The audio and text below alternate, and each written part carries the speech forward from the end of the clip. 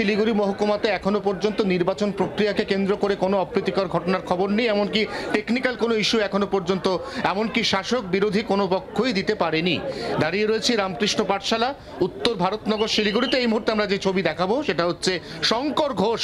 তিনি ভোট দিতে এসছেন, তিনি এখানকার বাসিন্দা, তিনি এই বুথের এই কেন্দ্রের ভোটার, তিনি এখানে ভোট দিতে এসছেন। আমরা সরাসরি কথা বলার চেষ্টা করব যে এখনো পর্যন্ত কিছু খবর পেলেন ইভিএম খারাপ? একটাই কেন্দ্রে হয়েছে 19 নম্বর ওয়ার্ডে। কোন স্কুল? 19 নম্বর ওয়ার্ডে ভোট হতে পারে নেতাজি গার্লস হাই স্কুলে। নেতাজি গার্লস হাই স্কুল, তার কিছু টেকনিক্যাল ইস্যু।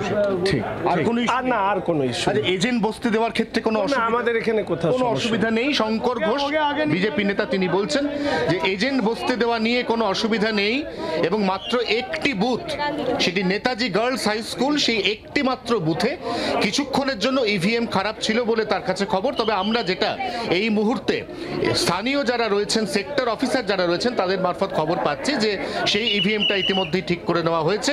7টার পরিবর্তে সেখানে সকাল 8টা থেকে ভোট গ্রহণ শুরু হয়েছে। আর এখানে আমরা যে স্কুলে এখন দাঁড়িয়ে রয়েছি, এখানে একেবারে অবাধে নির্বিঘ্নে ভোট চলছে এবং এই মুহূর্তে ভোটদান করতে এসছেন শঙ্কর ঘোষ।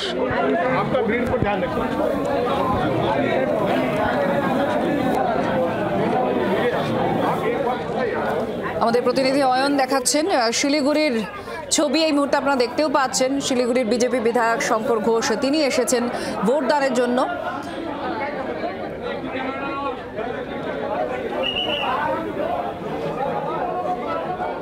দার্জিলিং লোকসভা কেন্দ্রের অন্তর্গত এবং এখানে তিনি ভোট দিচ্ছেন। দার্জিলিং তৃণমূল কংগ্রেস কোনোদিন এই লোকসভা কেন্দ্র জিততে পারেনি। আর এই মুহূর্তে শঙ্কর ঘোষকে আপনারা দেখতে পাচ্ছেন, বিজেপি বিধায়ক, তিনি ভোট দিচ্ছেন, সেই ছবি।